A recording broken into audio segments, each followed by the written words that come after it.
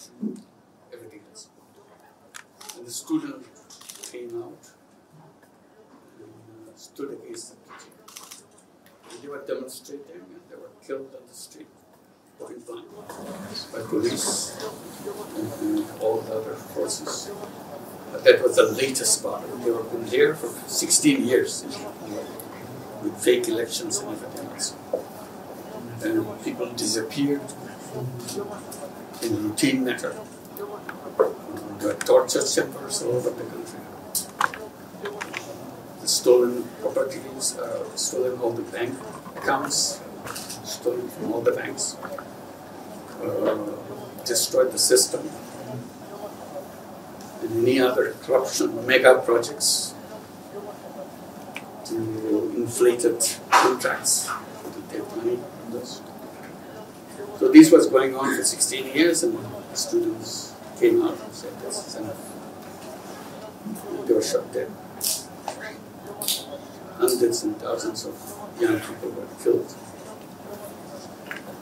And the students called for a movement towards her house on August 5th. They were all moving towards her house. It's a kind of a flood of people from all around the country. It's a very densely populated country, 180 million people. So when they start moving, it's a kind of very scary scene that people coming all over the city, moving to one direction. So she was lifted out of the house, was lifted to leave the country in Bangladesh. She was free from her rule. And that's where I was commissioned to come in. I was away from Bangladesh at that time to form a government to run the country. So that's what the interim government comes in. Those who are not familiar with Bangladesh, Bangladesh is a very densely populated country. It's the 8th most populous country in the world, in a tiny little piece of land. Density-wise, it is the highest in the world. So in that tiny piece of land, we are 180 million people and growing. Half the population is under the age of 27. It's a very young population. Young population with access to technology, access to knowledge, access to everything. And when I say young people, I'm not talking about male young people. Women, young girls led this movement all around the country. So it's a kind of an amazing scene to see in Bangladesh, the girls in the street of their own messy way. So that's what the birth of the new, what they call New Bangladesh, that's what we are trying to build, away from the thing that happened in the past. And it's our 8th month,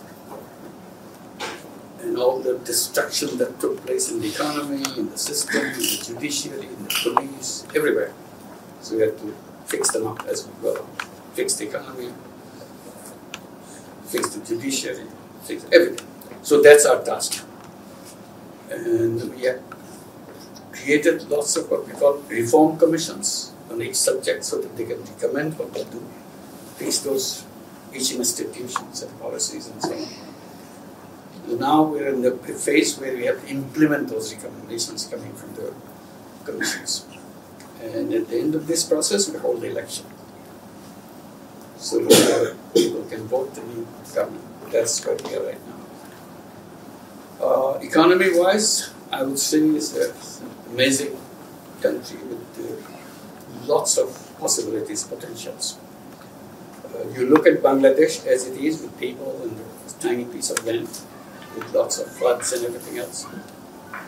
But the amazing thing is we constitute a region with the Nepal in the north and Bhutan in the north, very close to our border, and 7 states of India on our east.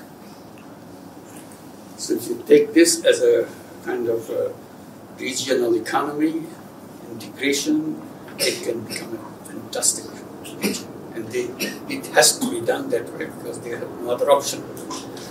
Nepal doesn't have access to water, ocean. Bhutan doesn't have access to ocean. 7 sisters or 7 states of India, don't have access to water. So only thing we can do together, we provide the access to water and build the whole country. And this can become a very flourishing hub of activities with young people, technology-oriented, educated, and lots of creative capacity. So that's where we are offering to everybody who are coming. And we see lots of very positive attention to Bangladesh. We are offering ourselves, make it your production hub. Forget about what you can sell in Bangladesh. Produce it here, sell anywhere in the world. You have people here. You don't have to bring people from Bangladesh to work for your factory in some other country. You build the factory where people are. And you provide all the support to make that happen. So that's our efforts right now. We want to build that economy and clean up the whole system. And that's where we are. And we need your attention. Just to look and examine what this is all about. Varieties of things can happen. Relocate your industry where it's happening. Or bring new industry or have a separate industry. Production hub. So we see that we recently had an investor summit. We had a tremendous response from global investors. So this is where we are, and we'll be very happy to invite you and have a look at it, see how we can do it. There's young people, millions and millions of young people, with enthusiasm and ambition and creative power, ready to go. That's where we are right now. Thank you very much.